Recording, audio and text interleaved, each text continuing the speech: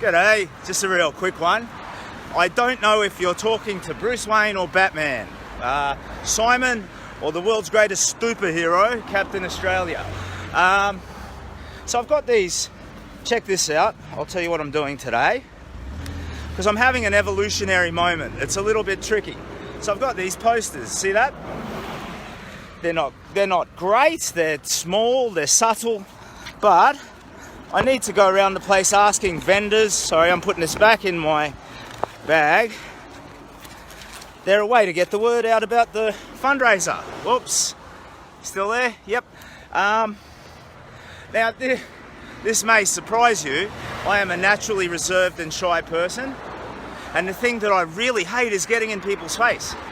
So if I've got something to offer, yeah, I don't want to rub your face in it. You can come and ask for it and it's yours. It's my gift to you.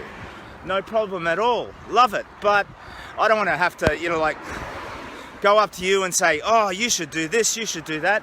It's your life. Let's all just be happy and give each other opportunities. But these days you've got all these charity hecklers too. In the city they'll swoop in on you like magpies. And that's not me. It's not what this is.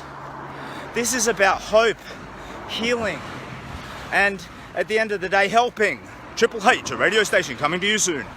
God, I'm full of dad jokes, it's terrible. So I've got these posters and I'm walking around asking vendors and I feel so awkward. And I don't know whether it should be Bruce Wayne or Batman who's asking.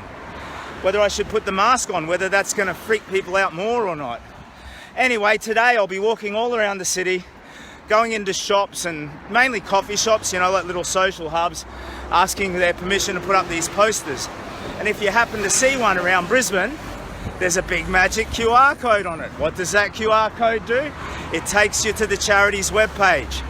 So it's the Kids Cancer Project. When you donate, you chuck your email in, you'll get a receipt, tax deductible, all that sort of stuff. Don't do it if you don't, feel guilted into it. Do it because it's the right, joyful, great thing to do, and you'll be earning good karma, But God, I feel as though every time I ask, I don't know, it's that awkward feeling of pushing into somebody's space, and I don't want to do that. Anyway, I guess I have to get used to it and do it. Superhero up for science. Sorry if you can't hear me so well. Busy road, morning school run, all of that stuff done. I've now got 6 hours to get out there and do my job. Not that it's a paid job or anything. Done for love, not money. And what better currency is there in the world than love? All right, I'll leave it there. I might do another over-the-shoulder stream to practice for when I'm actually taking the big walk. I'll do that later on. All the best. You have a bloody lovely day. Take care of yourself. G'day, Captain Australia. So it's Monday, about noon. Just out walking in the hottest part of the day. Silly old me. I've been walking for about 10k. Last couple of hours since dropping the boys off at school, and my mission today is to hand out these new posters for Captain Australia's Big Walk, all for the Kids Cancer Project. So sorry if you have no idea who I am or what I'm doing. My name is Simon. I dress up as the buffhead superhero Captain Australia, and I'm going to walk from Brisbane to Melbourne at the end of the year. 26th of December is when I'll leave, and it's in the service of a charity called the Kids Cancer Project. The mission is simple. It's to resolve pediatric cancer in our lifetimes. Or the mission statement is simple. The actual goal depends on your generosity and a lot of research. So it's all about superheroing up for science.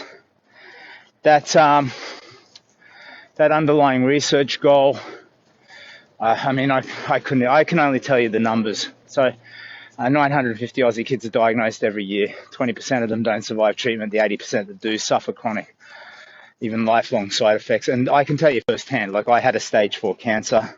I'm unaffected by pediatric cancer, but as a cancer survivor, the idea that children have to go through the harrowing ordeal that I did is just not on. It's unacceptable. So that's why I'm doing what I'm doing. If you find it funny, great. If you find it mental, sorry, it's a good cause.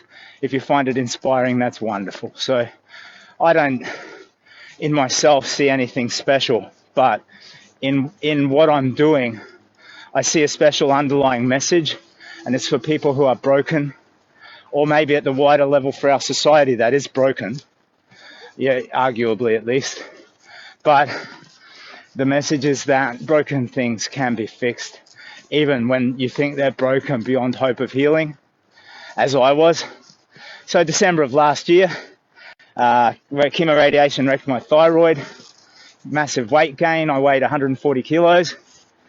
It's 10 months later, dropped about 60, and I'm not quite there yet, but I'm dead. It sucks, eh? All this walking is really helping. So I've lost more than 50 kilos anyway, and I'm on my way to a physically healthier me, but more importantly, mentally, spiritually, psychologically, so much better. And that's the message, that healing is available to you, to someone you know in need of it. And even when you think there's just no hope, and it doesn't have to be cancer, it could be anxiety, depression, substance abuse, whatever it is. If you think there's just the absolute rock bottom, that was a bit of a dickhead move, mate.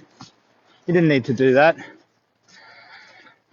But even if you think you're broken, like at the absolute rock bottom, healing is available. And that's it. The big walk is just a metaphor for that, really. It's about that getting up and moving forward, figuring out which is the right direction and navigating towards it. So healing, hope, helping. And I think that being of service part is really important too. So if you're struggling with problems in your life, maybe try and distance yourself, step back, and actually, even though you don't have the resources to help yourself, find ways to help somebody else. Because I genuinely believe and have found that kindness is the antidote to suffering. So in helping others, it just mitigates your own suffering, I think, and lends you a perspective that you wouldn't have had otherwise. So, yep, I'm out walking, and my mission today is to hand out these posters, these Capital Australia's Big Walk posters. And I suck at it. I'm terrible. No, look, people are really nice, but I feel so, like, I know you wouldn't get it, but I'm a shy person. You know, walking around waving to people, "G'day, mate, how you doing?" Blah, blah, blah. Bullfed superhero, but I am shy. And I certainly don't want to invade anybody's space, make anybody uncomfortable. So when I'm walking around by myself, that's okay. I'm a billboard for the charity, you know. If people want to talk to me, they can come and talk to me, but I don't have to get in anyone's face. I don't have to bother anybody. But to get these posters up, I have to go in and say, "Oh, excuse me, sir, my name's Simon and I'm doing this. And do you mind if I put this poster up in your shop front?" So far, in a whole morning of walking through the city, I've gotten maybe 6 up, maybe 7. So people have been kind and supportive. Thank you, Brisbane. If you see me pop in asking to put a poster up, it's all for a good cause. Anyway, pediatric cancer. Resolving pediatric cancer in our lifetime. $50 donation funds an hour worth of research. That hour worth of research might make a difference. Almost certainly will make a difference. So please think about it. Anyway, all the best. I'll sign out now. Gentlemen, how you doing? G'day. I'm not mental. Wow. I'm harmless. Let's sign this out. Whoops. G'day, Captain Australia here. I am just going to do another one of these over-the-shoulder camera street tests. Maybe we'll meet some people or whatever, but I'm just going to go walking through. Well, I'm in the middle of walking through the city, so I thought I'd set this up and see if we've gotten any better with these point of view streams. Because I would like to know if I set it up and I'm about to walk into Byron Bay or somewhere like that, we can share the experience. So let's see, that should be set. It says a warning. What's that say? Report a problem. There's no problem. I think we're streaming okay. That's my arm. Look at that. That's my hand. Yep, all good. Oh, crap. It looks sideways. I am now... Okay, so I will later check this. To me, the camera appears to be sideways. But I think it's going to be... it's in a landscape format, oriented, looking forward with the ground down. But when you look at it through the phone... the ground appears to be to the right, that way. So if it does, I'm really sorry. Now this pack is a bit bloody heavy, to be honest. We're getting up more than 25k now. So that's called rucking, in case you didn't know. So I can't, with the obesity, it's not sensible to jog and run. So for me, it's walking. But as you get stronger and healthier, you, if you're up to the challenge of it, you can do this thing called rucking, and it's the military do it for training. And it basically just means carrying heavy gear. So right now it's somewhere around 25k, maybe 30, up towards 30 possibly, and very comfortable. This pack is okay. I feel the weight now, a little bit, but not too bad. Okay, so this is probably roughly the weight it'll sit at. Take my big walk, because I'll have like 6 litres of water in there. Oh, my bibbity beep just beat. So I'm guessing that means the microphone has died. Let's see if I can get that going again midstream. The quality of sound probably just took a significant dip. That's because I'm talking over my shoulder to the microphone native in the camera instead of the little earbud in my ear. Unfortunately, I've had these things for about a year and they're starting to give up a bit. In fact, only one of them is working out of the pair, and it's a bit unreliable. Come on, bit. Anyway, this is just a test. Crossing the new bridge, I think it's the Goodwill Bridge. Goodwill hunting. So it's the Ben Affleck. That fleck, that man. Back in Australia, look at that. Free association. You start with one thing, you end up with another. Now, come on. It's a pretty mild day. I'm just starting to get a bit of practice with the weight, the heat, the gear, and walking over a distance. I'll say so far I've come almost 15k. Winding around, stopping and chatting to some lovely people. Oh, here we might have the mic come back on. BB. So possibly we just had a significant improvement in the sound quality as my earbud mic came on. This is something I watch these streams when I get home and check to just learn, really. So if anybody's watching this, you're my guinea pig for my on-the-job stream training. I'm not a professional YouTuber. I don't have the talent or charm to be a professional YouTuber, but I'm on a quest. And the thing worth watching is not me, but the quest. And this big walk, I hope it's something that you'll take with me. I hope people will physically join in for legs of it. That would be wonderful. As I come alive after my fight with stage 4 cancer and I meet people, I'm just discovering this nourishment and joy that I can take from other human beings, where 10 months ago it was just that I was getting the bare essential of that, and that was through the light of the love of my family, my wife and my 3 young boys.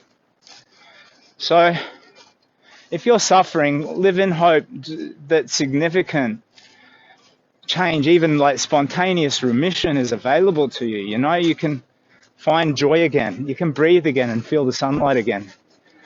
So that's part of the big walk. It's getting from there to here. And then it's directing that to help other people as well, ideally. So we are approaching the West End now. You should see a bunch of lights and overhead cameras and stuff, and signs about toll evasion and a train, elevated train going over there. Unless the camera's spun around, and it seems, let's see, roughly oriented where I want it to be. Uh-oh. Low roof coming up. May have to contort, Tetris or limbo. instead of the limbo, we're going to do a Tetris. I'm going to thrust my hip out, bang, turn my shoulder sideways, and loop-de-loop. Look at that, Captain Australia. That was remarkable. The world cheers. Hey! Our hero boldly did stuff. No, I don't have the mental agility to do my own superhero narration. I need to have like a talented sort of beatboxer, voice actor person following me around. Also with a, well, in my day we called them a boombox, but a phone and a speaker or something. So we can get a bit of a soundtrack and some narration going. Just for fun, just for giggles. Factories. And this looks like it'll take me along the river. So instead of going ahead, I'm going to follow this. It doesn't appear to be for bikes only. Raise the vibration. Look at that art. That to me looks like 70s science kind of. I think it's the green that does it. Like it came from another planet. And, my uncle was a communist for the FBI. How far we've come.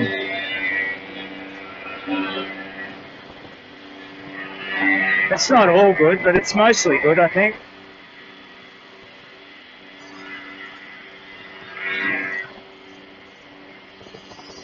I think human beings are more complex now. And that can render you more cynical, which is sad, but I don't know, not necessarily, because in your complexity, you're more open to enlightenment, and as you become enlightened, you realize you sometimes you need to, and it's not regress, but keep childlike qualities like wonder and, joyfulness and exploration. You need to keep those qualities alive. So this is for walking. Okay. I don't want to pee anybody off and walk in a bike lane or anything like that. Blow backwards, mate. Stop flapping in my face. Okay. So we should be walking through a riverside park, and you should be able to see the park. Theoretically. I hope the camera is not too high or low. Apologise if it is. Just walking along South Bank, or about to. I think this is more the West End. Very nice parks.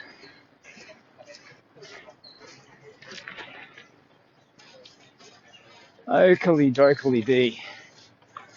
So what do you do when you have nothing much to say, Captain Australia?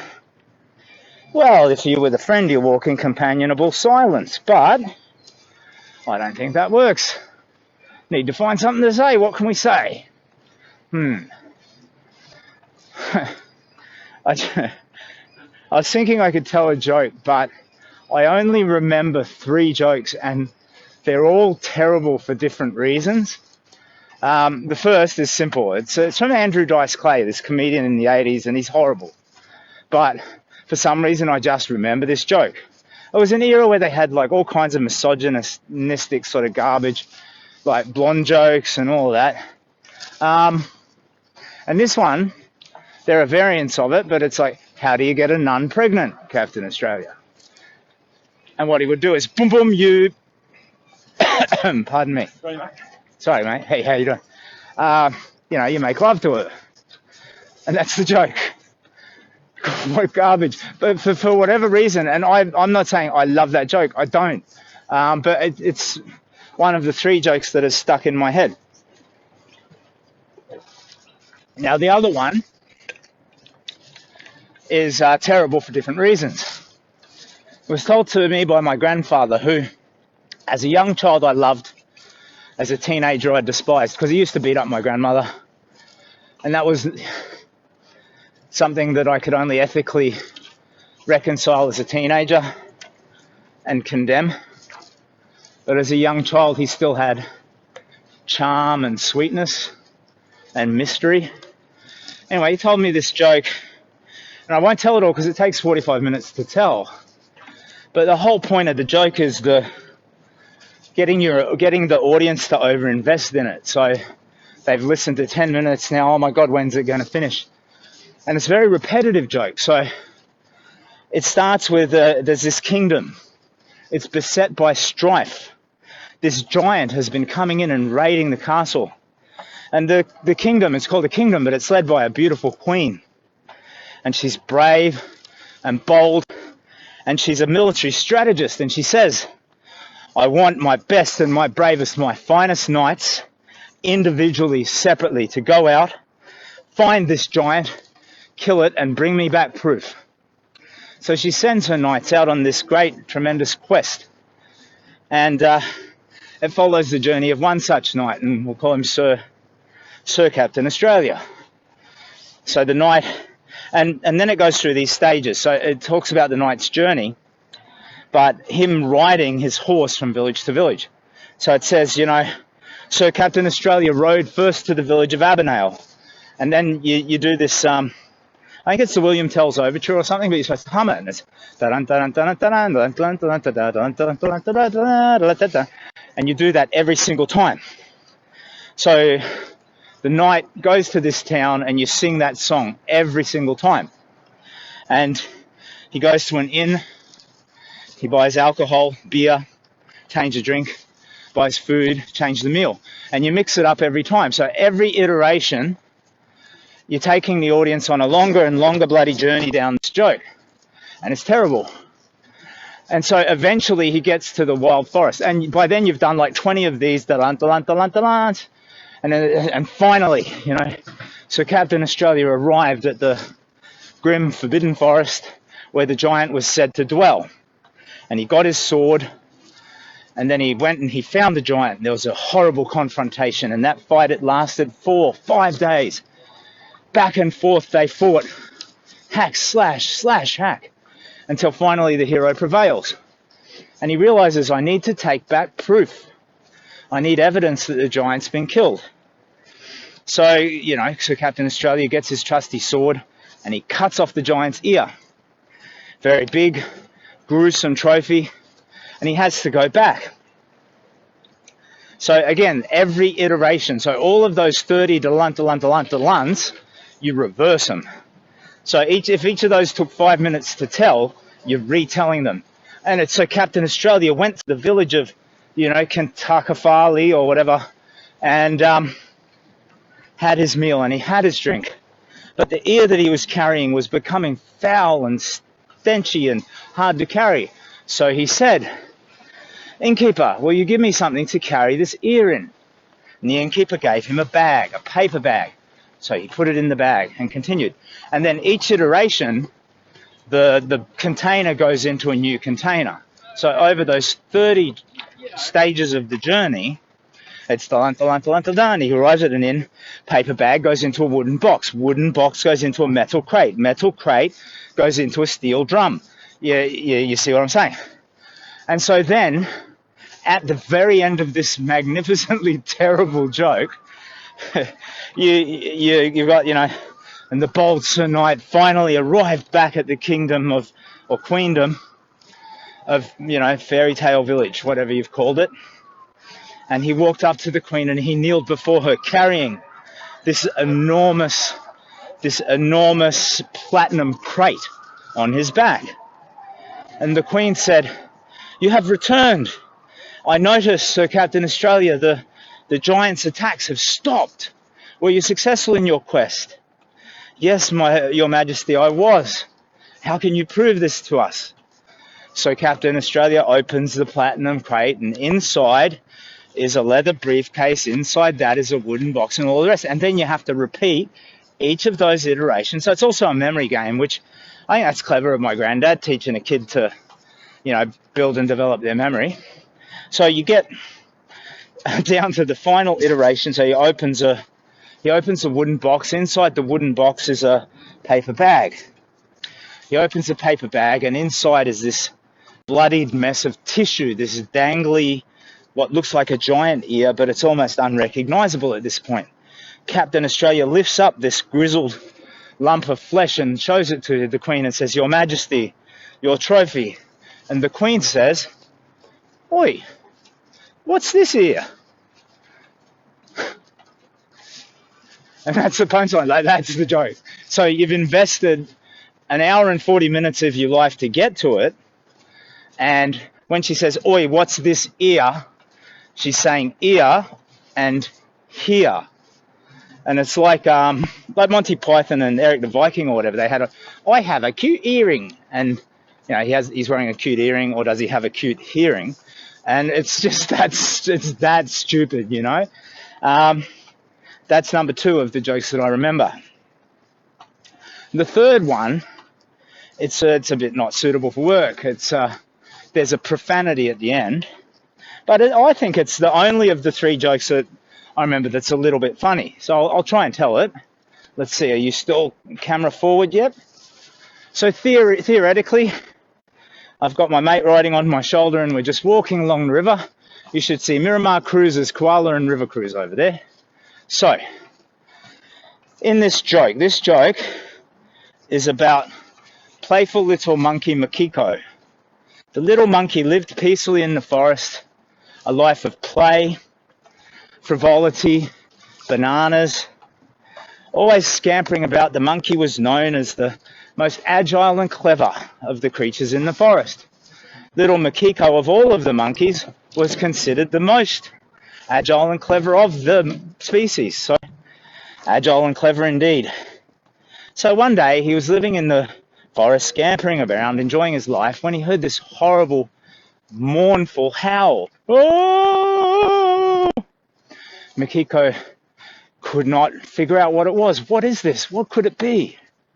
So he scampered along the canopy, swinging agilely from branch to branch until he saw in a clearing below, magnificent lion, mighty lion, the king of the jungle.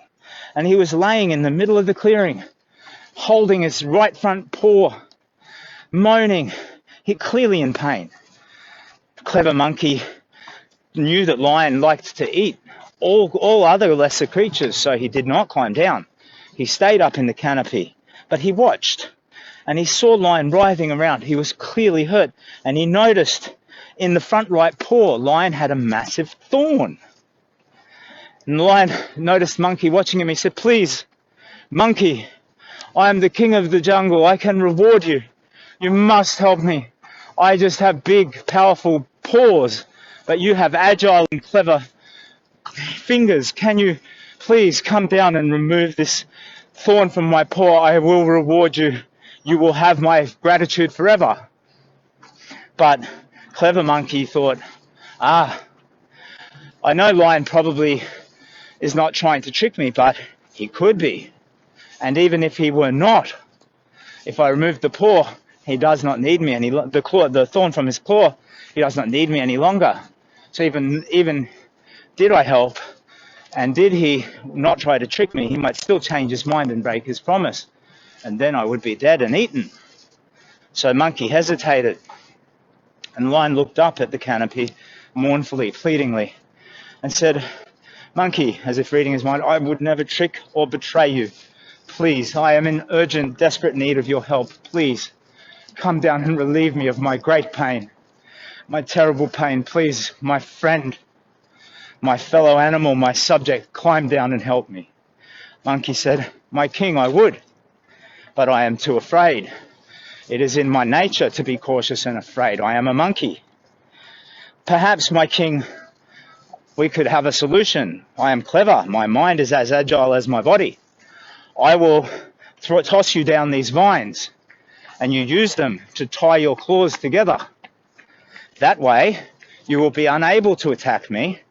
I can safely climb down, remove the thorn, and then when the thorn is out, you will easily be able to break the vines." The king thought about it and thought, "Monkey, truly you are a wise and clever monkey. Yes, your plan is good. Toss me down these vines. I will tie myself as tight as I can." And the monkey did. He tossed down these vines that were growing in the canopy, and King Lion used them to tie up his front paws, But the monkey looked down and he didn't trust it. He thought, "King, that is too loose, and you have not tied your back paws." So the king thought, "Oh, monkey, have mercy. All right, wait." And then he tied the back paws tight as he could, and then wrapped them around the front paws, and then he twisted and twisted it around further until it was so tight it was stopping the blood from flowing. He could not move. And the king even showed this to the monkey. He squirmed and tried to break free. He said, look, clever monkey, I cannot move. I am completely incapacitated. Look at me. My hands are tied. My legs are tied. I am unable. I cannot possibly eat you. I will remove the thorn. You will climb down and remove the thorn from my paw, please. Compassionate monkey, you must help me. And the monkey did. He started to climb down from the canopy, down the massive tree trunks, climbing. But he was not his usual agile self. He was slow. He was even trembling horribly. And the lion looked at him. He said, "Monkey, surely you can see and believe. You need not fear. I am harmless. There's nothing I can do to hurt you. Monkey, hurry. You must hurry and help me." But the monkey he continued to climb down, but he was still trembling, shaking and trembling. The king said, "Monkey, why do you tremble so? You are safe."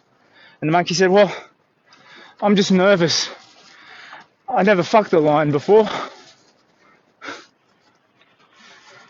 So I apologize for that. I warned you. You were warned. But that's the third joke. Of the 3 jokes in my lifetime that I've been able to remember, that's number 3. I don't remember who told me that one. I don't remember when, but it has stayed in my mind along with the other 2. Every other joke that I've ever been told, I'll grapple for it. Tell me a joke, Captain Australia. I'll grapple, I'll think, I'll try, and I just can't think of any. Even like, maybe knock-knock jokes, I might be able to come up with a couple of them. And I make up dad jokes with my kids, like, what do you call a prehistoric reptile that's sleepy? A dinosaur, like wordplay jokes. But those are more made up on the spot than remembered. Anyway, here we are at South Bank. And it's all a little bit hot. And my bag is nice and heavy. And I think we've come about 12k now. So what I'm going to do is loop up around through botanical gardens and maybe hop on a bus home. And I realise how strange I look, but I realise also as I narrate and tell jokes and whatever else, it would appear to a passerby that I'm talking to myself, potentially. Which just adds to my strangeness, I suppose. Anyway, it's all for a good cause. Kids Cancer Project, Captain Show's Big Walk, Brisbane to Melbourne. It's for my own healing. Kindness is the antidote to suffering. I suffered a stage 4 cancer. It was horrible. I'm not directly affected by pediatric cancer, but I could not abide seeing children wait for treatment. So when I realised I needed to take a big walk for my own healing, I also realised there was an opportunity to help an incredibly worthy charity, and that's where we are today. So if you can find it in your heart to support that, there'll be links in the sticky post that can take you to the charity donation page. $50 funds 1 hour of paediatric science research. So, wiggity wiggity walking on a higgity higgity warm day. And I think this is where you should see on the left, they're building a new dock. It looks like, for a new ferry station. They just had to move the old one because they're building a bridge across. I think it's just a footbridge, which is good. I think most inner city areas should be like Brisbane is now. Like, disincentivize traffic. I think Singapore does it. Like, you have to pay if you want to take a car into the city. All of these scooters and things that are springing up, footbridges. It's a great idea. Never been a big fan of city living myself. But I do see the appeal in it. I've just always been a bit of a shy, introverted sort of person, so, too many people around.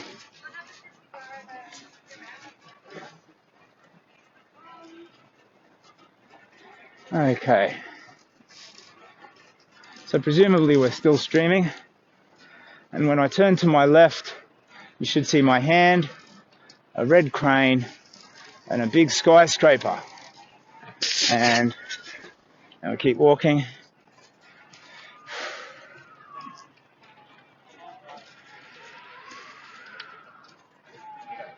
Wait.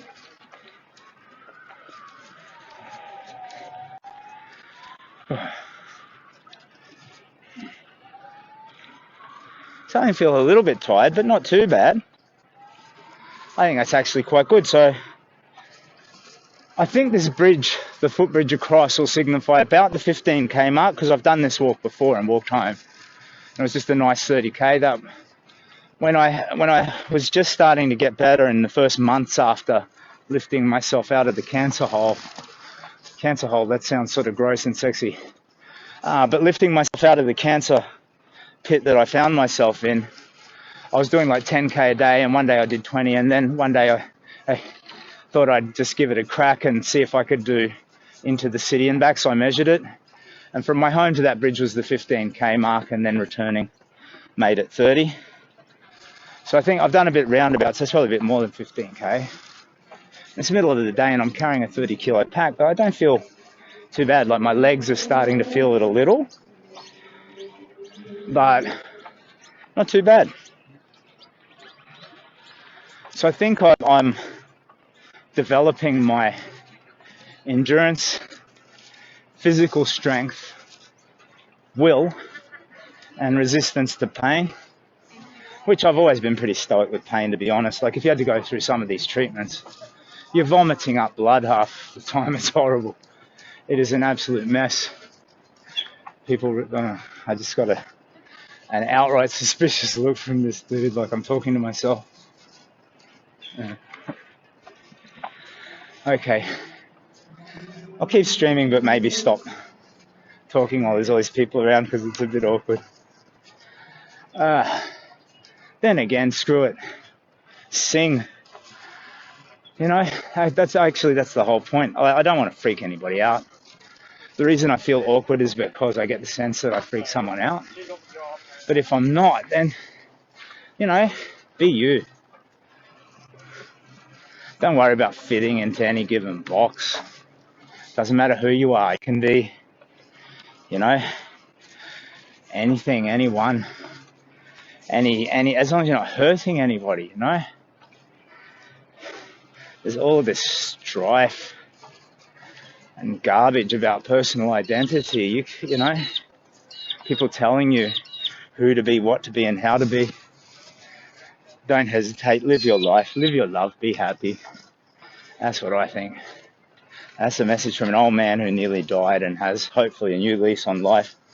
Pursue your happiness actively every day.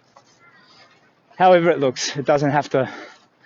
It can look as weird as you want, but if it makes you happy, you do it. I don't care if you've got like a weird anime foot fetish. Get stuck in, mate. Have fun. Feel no shame as long as you're not hurting anybody or yourself. Be happy and chase your happiness. Oops, there's a class of school kids. Freak them out.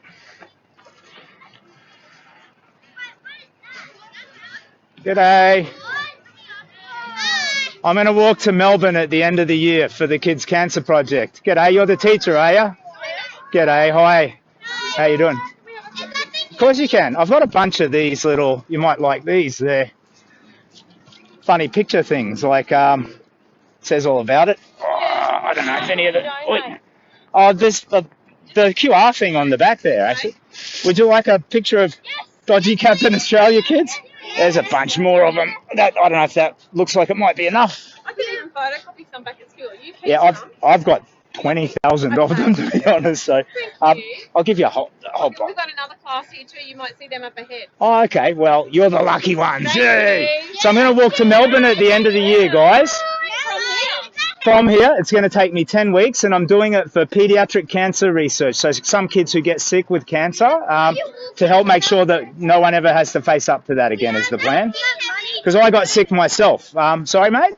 Do you have money for food? Yeah, I do. I'm all good. Carry it in here, and I've got a water bottle. I've got all kinds of gear. I've got... Yes, mate. So I'm not doing it right now. I'm practicing now, and I'm... Oh, I just realised I might be recording. I think we're looking at the city. I've got this thing turned on. I'm practicing at the moment because I don't leave until Boxing Day, which is my 50th birthday. And it's the 5th year after I had a fight with cancer. I'm not affected by pediatric cancer, but it's just, it was a really hard thing to face. Kids should never have, you guys should never have to face up to that sort of thing. So it's all to make sure that we as a species never have to face pediatric cancer. Yeah. So thank you. And I'm sorry if this is weird. I hope you're enjoying your trip today, guys. Yeah. Listen to your teacher. Bye. Yeah, I think everything will be fine with the borders. I just might get stuck and not be able to come back. That's going to be the problem. See you later.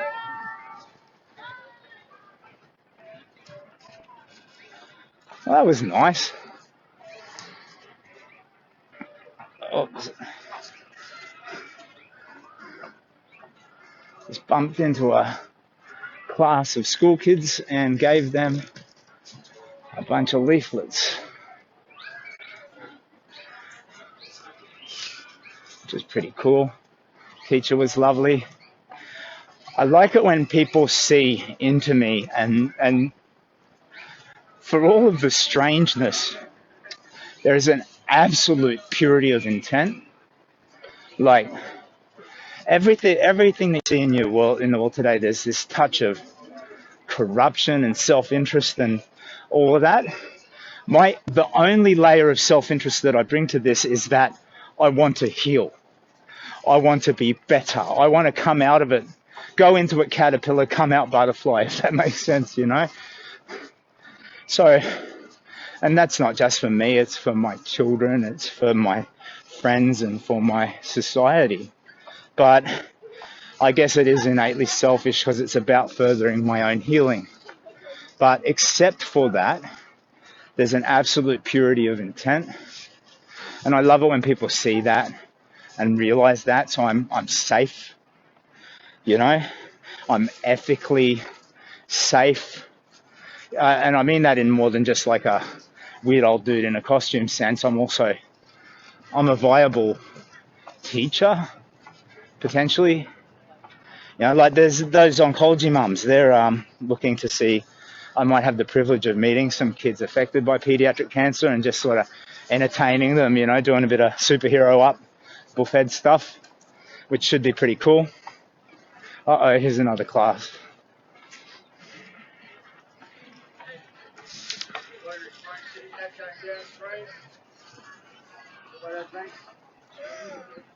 G'day.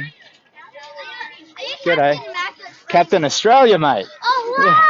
I'm going to walk to Melbourne at the end of the year for the Kids Cancer Project. Yeah. All the best.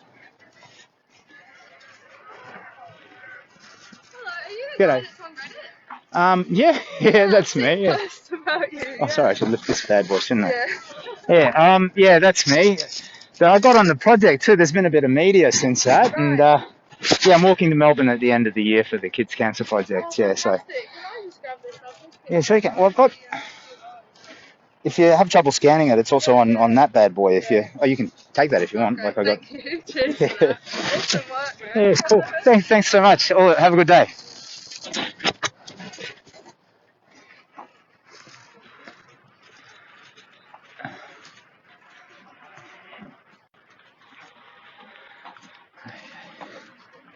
I need a drink.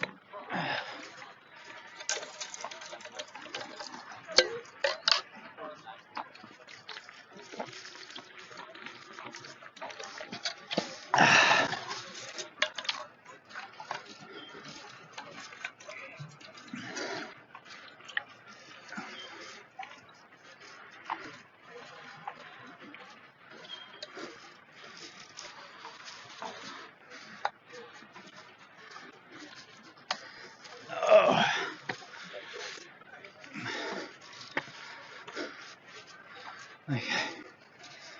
Oi. Starting to feel it a little, but not too bad.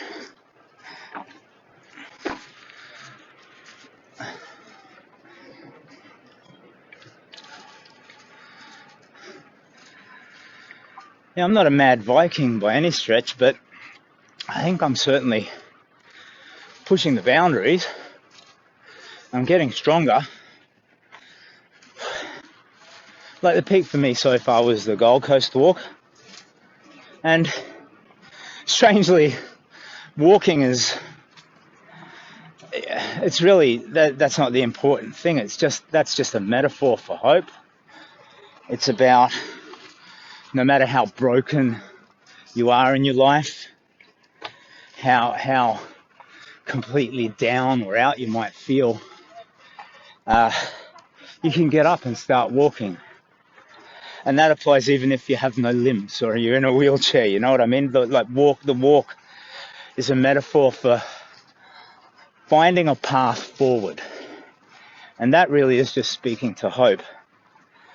So cancer is a really tricky disease because the idea is it's a death sentence, but when it doesn't kill you, the goal is to cripple you and destroy your hope, your sense of place in the world. I'm not mental, sorry, I'm not talking to myself. What you're doing. Yeah. So I'm sort of narrating to an audience. Yeah, of course you can. So if you were curious, I've got these little. It's for the Kids Cancer Project. I'm going to walk to Melbourne at the end of the year, and Wow, really? yeah, it's to raise money for paediatric cancer research at the end of the day. But I'm not affected by paediatric cancer. Oh, there's a little QR code on there if you wanted to. Yeah, and it's a page that explains everything, and there's a link to donate if you wanted to, and that's extremely kind. But yeah, the walk's going to take about 10 weeks, and oh yeah, sorry, I can pull this bad boy up for you. Sorry. So I've been walking for the last 3 hours too. If I smell bad, No, you're fine. I've got this. I've got a utility belt full of sprays and stuff. Yeah, I'm all. Yeah, you're so kind. Thank you. I love kindness, but no, I'm all good. I'm all. Are you taking donations? I can't. It's all online pretty much. Well, I can take and then donate on. I've got a phone. I can do it on your behalf if. I can just click the thing. He's gonna walk to Melbourne. Yeah, at the end of the year, yeah, it's over a span of 10 weeks, sleeping rough. I did it as a child. Well, I went to Sydney as a child or 15. Yeah, that's on there. That might make it easier for you. So what's your name? Lee. Lee. And I'll just get a Where'd photo I- because where'd I put my phone? I've been scrapbooking and I can put that in my scrapbooking bag. I'll jump online in a bit. So And, how are you going now? today I'm just doing probably maybe 20k or so. It's all just sort of like practice and learning how to like do these Facebook streams and all of these bits and pieces that I'm supposed to do for it. Lovely. All right. I just take one of your flag. Oh yeah. Is it visible or all bent? Okay, thank you so It's much. Captain Australia's Big Walk, yeah. So it's all about hope and healing and Yeah. Oh, that's cool. overcoming. When I was broken by my fight with cancer, and it's.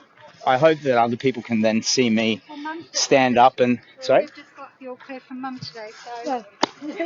Congratulations! Awesome. What type of I have breast cancer. Oh, cool. That's like an invasive. That's a nasty one too. So wonderful. Congratulations. Yeah, yes, I'm over the The day I leave on my walk is my 5th anniversary of the all clear. I had stage 4, 6 months to live cancer, but it was a head and neck, really nasty treatments. But isn't it, now, my advice is you just, every day now is a gift and you treat it like a gift, don't you? Yeah. It's so great to come alive after the fear of it all, isn't it? That's right. Yeah. You're not going to worry, but you do, Yeah, and don't let the idea that you could get sick again contaminate what is this like. Yeah, man. You do like before, like we had the mammogram today. We're sitting in the sessions. That's all bloody clear. That is so wonderful. I am delighted vicariously for you. Congratulations. Yeah. Yes, lovely. All the best. All right. Thank you. Have a great day. Cheers.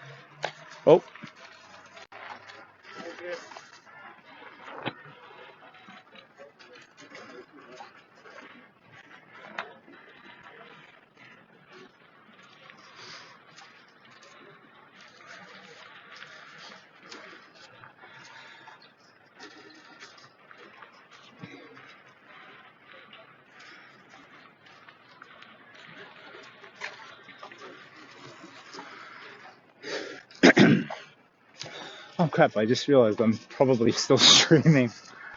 So we had some encounters then. A lady who has just now got the all clear from breast cancer. That is dope, as my younger son would say. When we get over here, I'll just check that we're still streaming. Maybe kill it. We've had a bit of a walk. Unless you, I don't know, I want to keep going through the city. See how long it goes before it conks out. It's all science.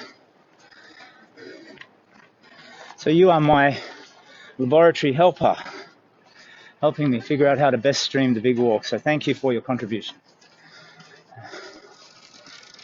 Okay. Those scooters are so cool. I would fall flat on my ass before going 3 meters. That dude's riding around on it like it's a Marty McFly hoverboard. That's a Back to the Future reference for anybody who's under the age of 100. Yeah.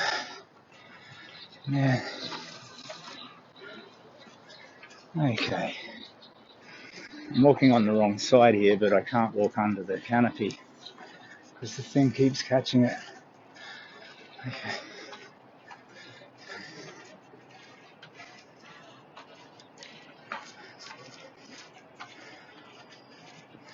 Well, I gave out some flyers, that's good. Posters though.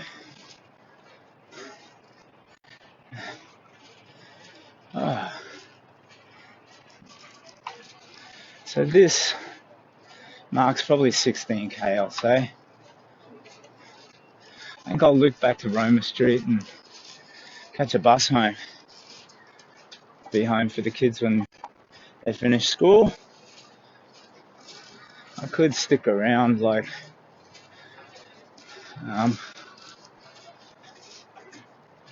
maybe I should stay in the city and just promote the charity.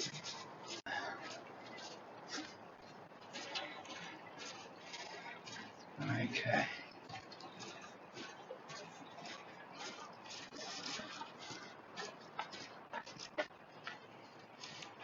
So you should see the river, the wheel of Brisbane and the city, and the City Cat ferry going across river.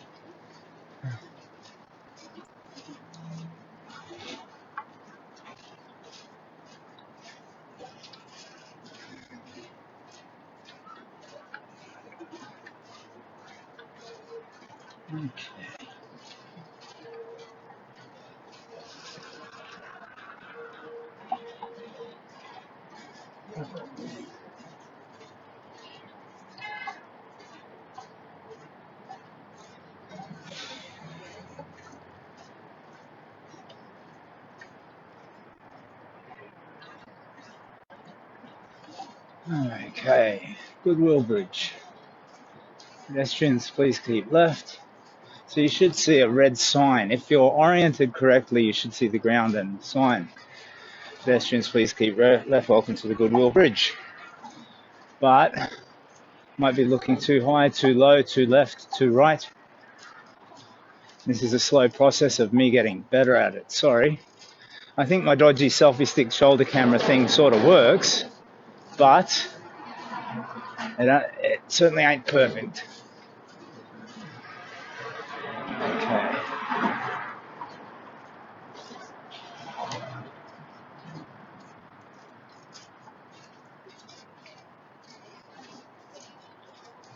Okie dokie, oakley dokely dee. We'll get into some shade, have a drink of water, and check how the camera's going.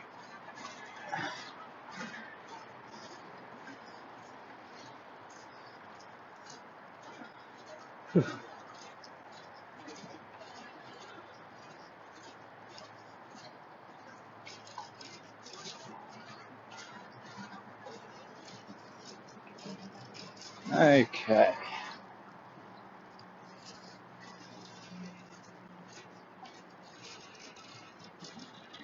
Let's go over here.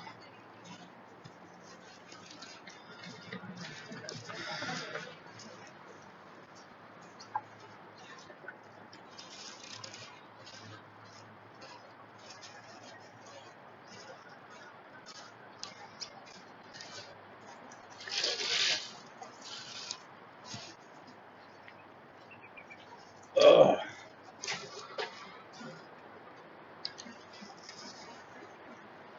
Oh! Holy moly, that's getting a bit heavy. How are we? Yep, we're streaming. So, for the record, it appears to me that the stream is oriented towards the right. So, up is the direction that oh, yeah, my finger, oh, that is weird. So my hand in front there, I have no way of knowing except past experience. So when I look through the camera, and I'm talking to myself really, for later quality assurance and control, when I look through the camera, it's as if the phone is recording in a portrait configuration and turned on its right. So the ground is to the right of the screen. The phone is positioned in landscape, and I believe it's recording in landscape, and what you're seeing is in landscape. And what I will be seeing when I check later, right now, is landscape. So what I'm saying seems just nonsense. But when I look in the back of the phone, up is actually to the left of the screen, and the ground is to the right of the screen. So let's just keep going and hope that's not the case. Seems like the camera might have been a bit low. I don't know if you saw any of those lovely kids. Handed out a bunch of flyers. I forgot I was streaming. So I hope that actually you didn't see any of those lovely kids, because, I don't know, just filming in public and all that, I can always pull it down. I hope you did see the lovely lady who just got the all clear for her breast cancer. She'll have some, more life in front of her. It looks like she might have grandkids, more time with them. That's a joy. That's my fondest wish for my own life, that one day I get to hold my grandchildren. My fundamental is that I live another, has to be 10 years. I need another 10 years because that will see my children into adulthood. If I check out after that, at least I got them there to adulthood. My own father split when I was 3, I think, from memory.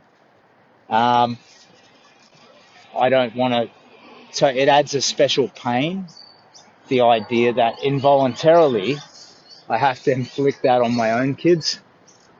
Because I think, I don't know, I was going to say a kid needs their father, and that's a true thing, but it's not strictly true.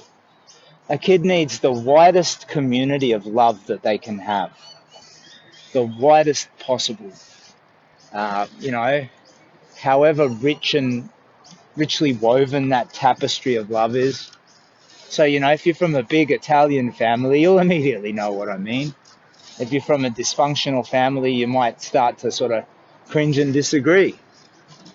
But at the end of the day, when a kid has positive, instructive, mentor-type love, they need it and they should retain it for as long as possible. So the idea of checking out on my kids is heartbreaking.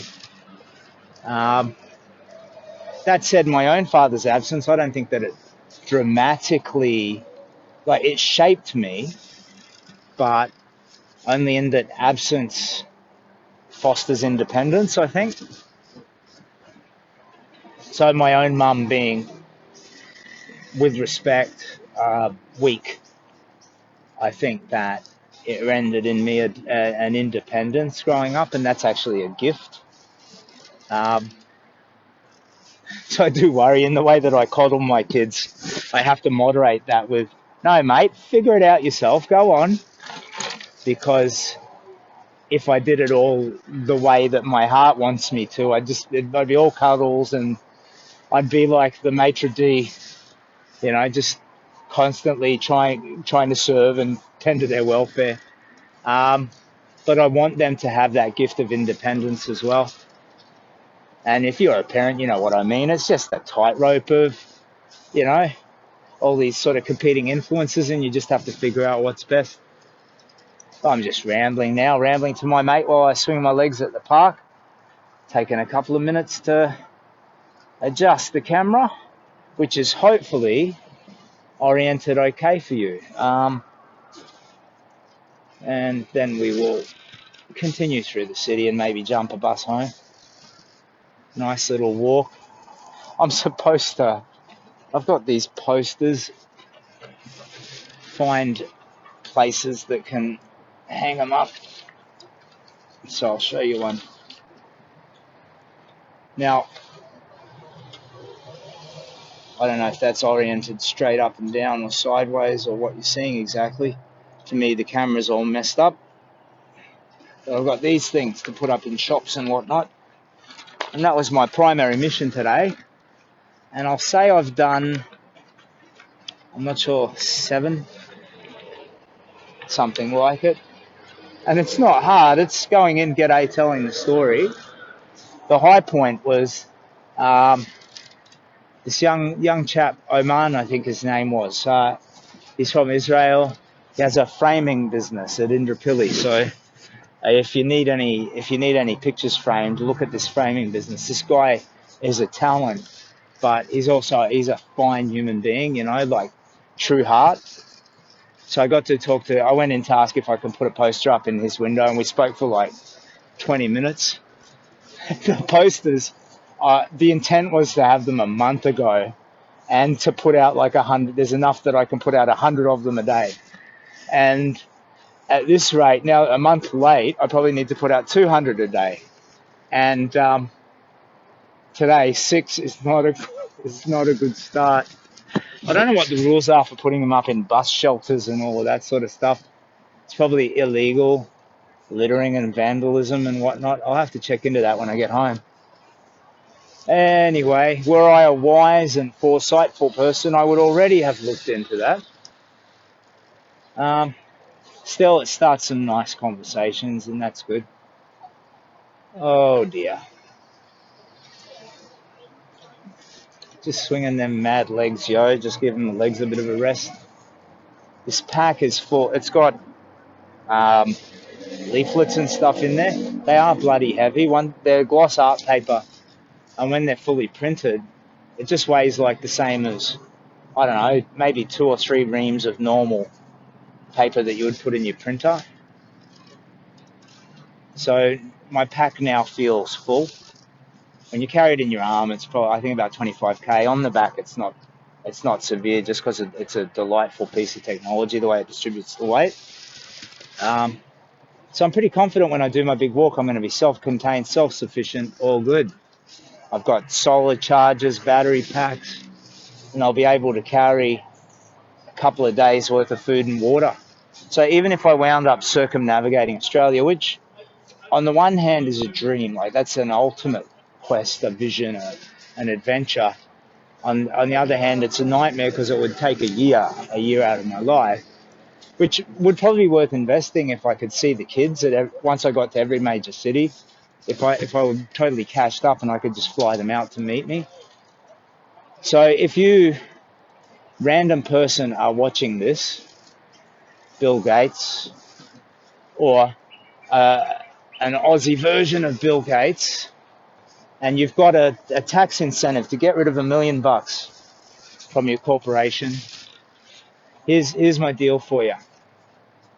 We'll do a marketing agreement. I need $100,000. I need that to pay my mortgage and a year of groceries for the kids and all of that. So for $1.1 million, I will be your servant, circumnavigating Australia. We'll do any marketing, PR, advertisements. Let's say you're a solar panel company or whatever. At any increment from any place, we will advertise your business. You will be the sole sponsor. 1.1 million. The million goes to the charity. The 100 grand is for me to pay the mortgage and keep the kids fed, and just have a little fund to fly the kids out. I pass through Sydney, bang. When I say the kids, obviously, I want to see my wife too. Sorry, Jenny. Fly the family out at each capital city as I make my way around. Yeah, because the math on circumnavigating, I can't remember exactly. I think it's 14,000 something kilometres along the outer coastline of Australia. And there's some remote parts, the upper northwest and stuff. So it would be a challenge. It would be some sort of an historical event of some kind, some sort of a record, I don't know. And your company and brand could forever be associated with that incredible achievement. And look, if I fell off a cliff at Western Australia or had some sort of misadventure, you'll get international exposure. Idiot dressed as a bullfed superhero falls off cliff, Western Australia, screaming, "I want my mommy!" Where's his last words? Anyway, if you are fabulously, extravagantly wealthy, think about that. What else could you buy with your $1 million? Yes, you can get a yacht. That's true. And that yacht may give you joy for a day, a week, a month. But if you had a superhero, well, not a superhero, a stupor-hero dangling like a puppet at your command, walking around the entire outer rim of Australia, promoting you, your business, or whatever. What else are you going to do with your $1 million, buddy? Come on. So put it into pediatric science, Kids Cancer Project. 100 grand my way, we'll have to do some sort of like a marketing agreement or something, whatever. Sign a contract, pony up some cash so I can pay my bills. Right now I'm at risk of losing my house in March because COVID killed my travel insurance company. You see, I laugh. It's fine. It's all good. Isn't that wonderful? So all of the stress that a normal person would carry, I do not. So COVID killed my travel insurance company. So if I circumnavigated Australia, I need some sort of a solution. Sorry, I don't know if let's see if my earphones are on. Are we recording? Well, fingers crossed. I'll listen to this myself when I get home. Now, if you are extravagantly wealthy or know someone who is, point them towards Captain Australia Circumnavigating Australia for $1.1 million. 100k to him, $1 million to the charity. Thank you very much. I appreciate your service to humanity. I think that's enough rest. If you rest too long, your legs stiffen up. So I will go walking through the city to Roma. Oh, yes, actually. Those legs are a bit stiff now. Oh, yeah, that's not light. This bag is no longer light. So let's put this on. Oi. And this. Oh, badoy. Okay. And you're still there. Okay. Oh, legs are a little bit sore now. They shouldn't be. It's like 16k maybe. But it's heavy gear and a hot day, so that's probably a factor. That's it. They're springing out a little. Just a bit stiff after you stop moving. Maybe that's just age. You old man, Captain Australia. I need a drink of water.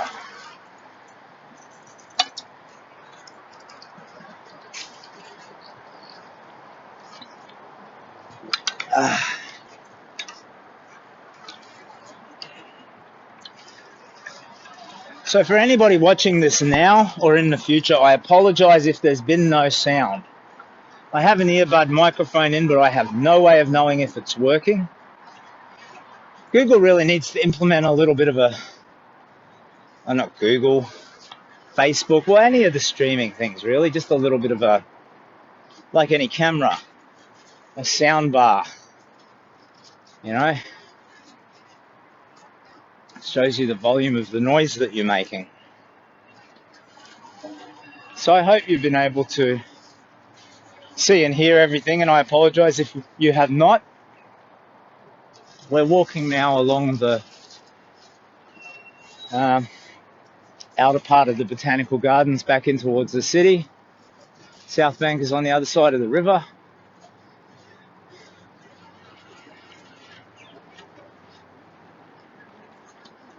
Okay. Ah, yeah, the legs are good now. Swinging right back in.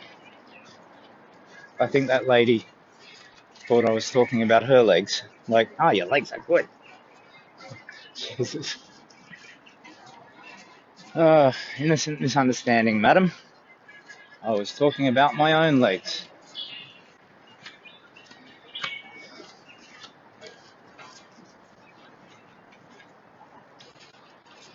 Now, I do not know what time it is. I should have checked.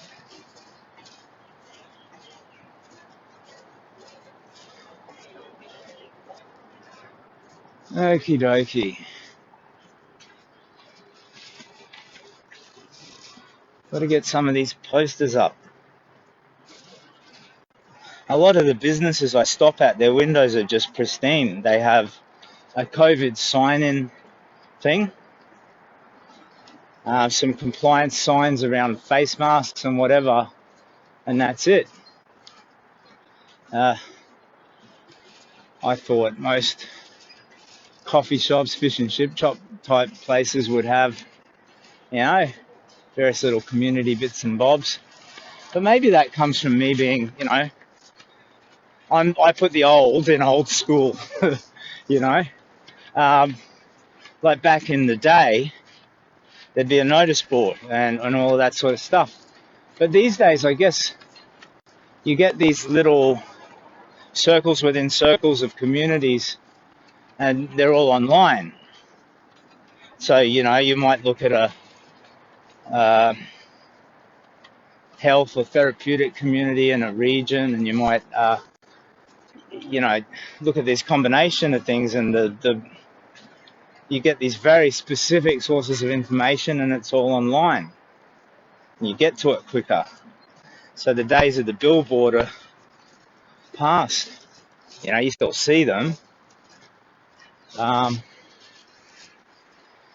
yeah, anyway, I just remember the old, you know, the fish and chip shop window. It'd have, you know, Billy's, there's a garage sale coming up on the weekend, and Billy's gonna open a lemonade stand, and, you know, if you want violin lessons, take one of these little tabs with the phone number on it, and they'd be all over the place. Anyway, riggedy rambling. So I've had too much siggity scun, godoi. Learn to talk, Captain Australia. 2 fundamentals are required for your quest, Captain Australia. Talking and walking. Walking being the most important, but talking is helpful too if you want people to donate to the Kids Cancer Project. You kind of have to be able to articulate your point, mate. Anyway, if you fail, try again, I think. Always have hope. Always believe you can do better. Cancer tries to take that from you, actually. The idea that the rest of your days may still contain the best of your days, you know? I mean, as you age, you'd have no reason to expect that. And you might find yourself, as you age more and more, looking back more and more. When I was 24, well, that was my first love. But, I mean, you've got generational stuff. You've got your children, and it's not... I don't live vicariously through my children. It's much deeper than that. Like, I share in their joys, you know? I share in their discoveries. And their, you know, struggles too. Like, my eldest son is a teenager almost. He's a tweenager. And he's starting to have a few worries and stuff, as you do, turbulent years. So I share in that. I give him advice, love, a safe place. But I share in it. I'm not vicariously experiencing that. Like, I'm invested and interested and really, really wanting, not just to, I don't know, I know exactly what I'm trying to say. So, yeah, anyway, the idea that the rest of your days can still contain the best of your days, I like that. And even as you age, I think that living in hope of that is good. There are benefits to aging. You're more cashed up. I had a bit of bad luck there. Screw you, COVID! You killed my company. That's all right. Never mind. But you get other advantages too. You have a wider perspective, frame of reference. Like you're less. It's in a limbo under here, I think. Can't be bothered to pull it down. Limbo, limbo, limbo, limbo, limbo, limbo, limbo, la, limbo. Okay, come on. There we go. Dodoy, Captain Australia.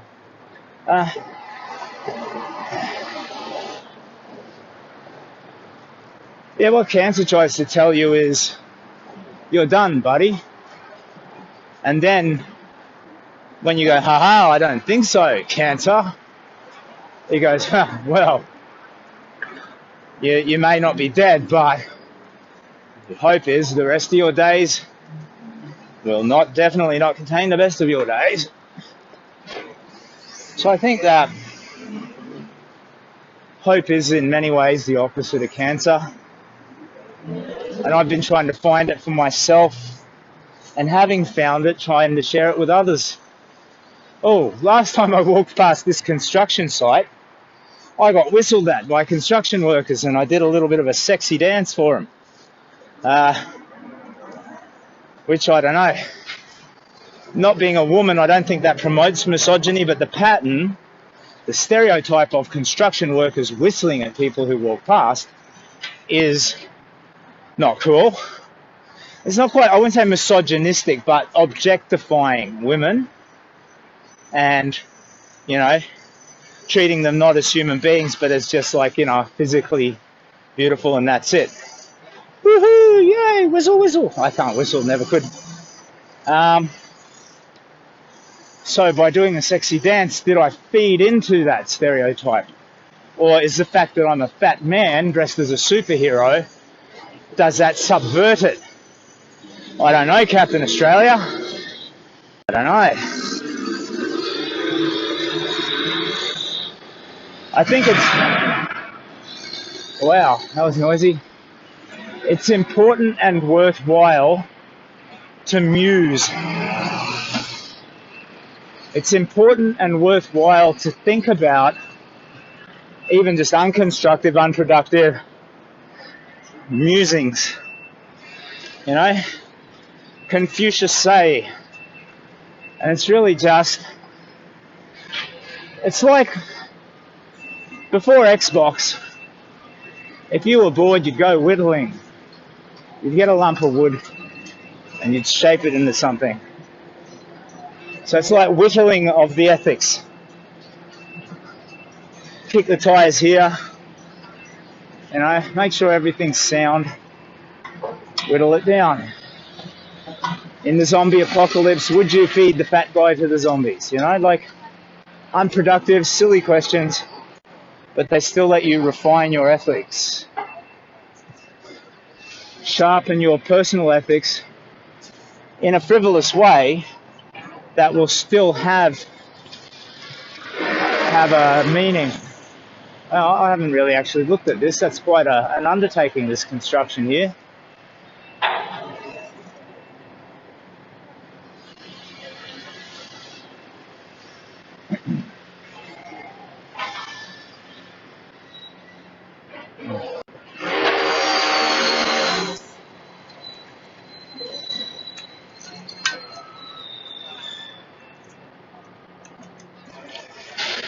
This is residence.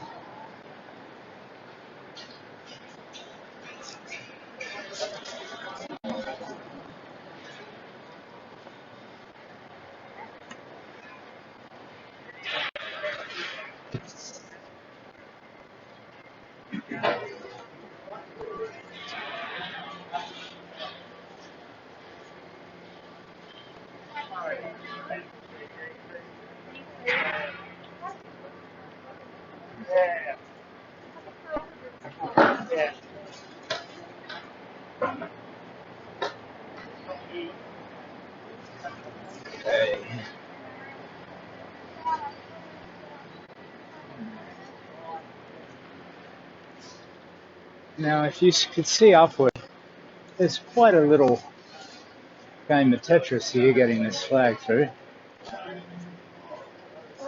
So I've got to look up to avoid the obstacles, and then you got these bikes.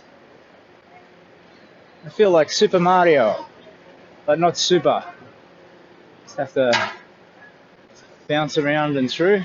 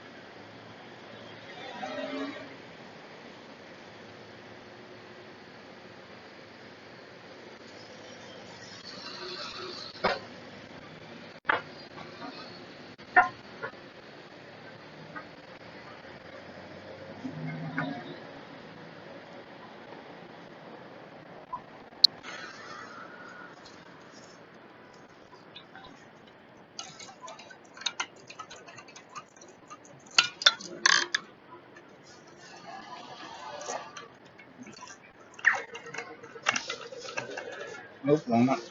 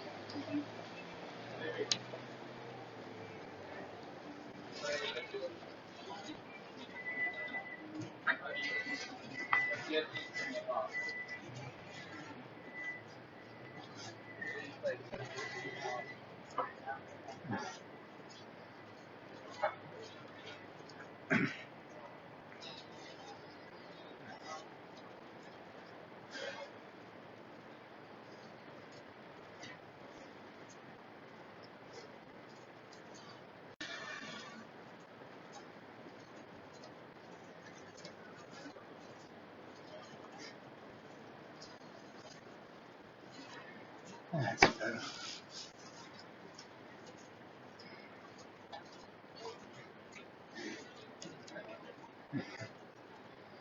Okay.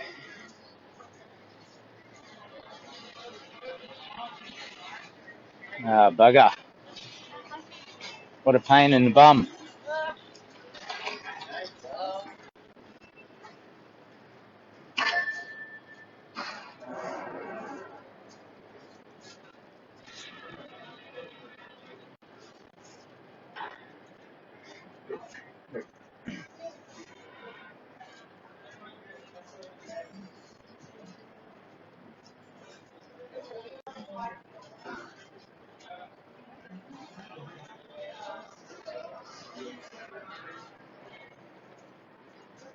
Hey, mate. Oh, yeah.